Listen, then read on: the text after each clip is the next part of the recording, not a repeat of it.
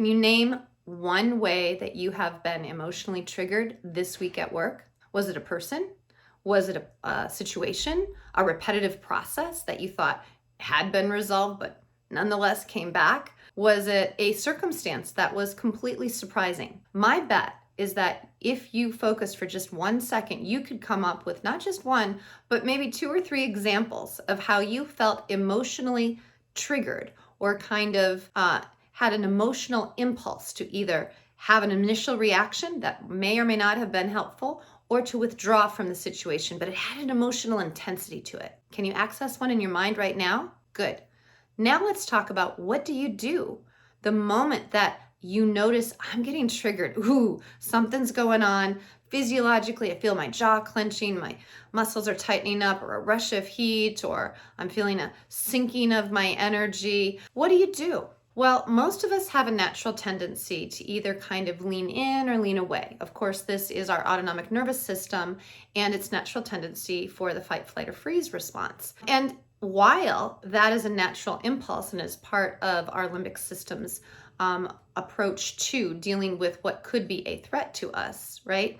When we lean in too quickly, we may want to react in a way that is expressing our emotion, our frustration. And while that can be healthy if we give it a beat and pause, the risk is we lean in too quickly, we overexpress, we say something that we didn't mean to say, or we say it in a tone or a delivery method that's not going to maintain or improve the relationship with those around us, and inevitably we have overexpressed. That's easy to see the collateral damage that can happen. But what a lot of us don't recognize is that if we do the opposite, it's also equally damaging to our physiology, to our nervous system, and our ability to move through the limbic system to the prefrontal cortex. And that has to do with the tendency, the impulse to want to pull back, to avoid, to suppress the emotions that we're feeling, to deny that it's any big deal. It's no big deal. I'm cool. I got this. It's not, others might react, but no, like I'm above that, right? That might be true if you are emotionally masterful, but it also might be a story that you're telling yourself. We all fall into that trap. And if we take our emotions, don't name them in the moment that they happen, but ignore them, deny them, we actually create physiological disorder in our systems, as can be measured through heart rate variability, the interval between heartbeats. And this can be measured biometrically through biofeedback, as well as other methods. One of the things that we've learned over the years through the neuroscience of change is the first thing that you can do the minute that stress hits you and you're noticing that you're getting triggered at work is to actually notice and name the emotion that you're experiencing. In fact, a UCLA study recently showed that in a controlled experiment where they measured the physiological response of different participants against a tarantula that was placed in front of them, and then they measured kind of biometrically how they were responding to this threat, right? The group that actually named their emotions that they were feeling in the presence of a tarantula, mine would be probably terrified. This is freaking me out, naming it, right? That actually lowered the intensity in the amygdala and allowed those subjects to get to the prefrontal cortex more effectively. The other group that was told to just say something positive like, I'm good, like the tarantula cannot hurt me. There is no tarantula. I am not afraid of spiders or whatever, right? This is like kind of the fallacy of positive thinking.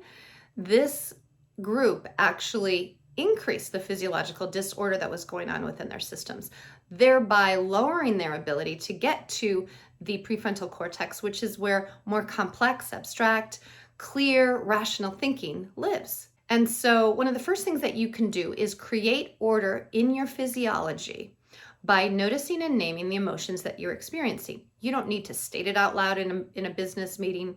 You don't even need to have a conversation with someone about it. You need to state it to yourself. I am really freaked out right now, or I am really irritated by this email response. Why does it irritate me? I'm noticing that I'm frustrated by the language choice that I received.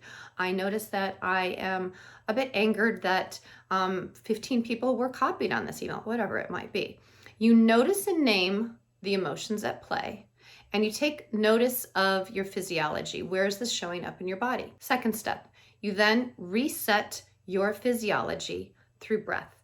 How can you actually lower the intensity of the emotional experience in your physiology? Breath is the quickest biohack in, and by actually bringing your attention to your heart, breathing in and out from your heart, and kind of imagining that you are expanding a sense of possibility, perhaps even thinking about, I don't know how I'm going to respond yet.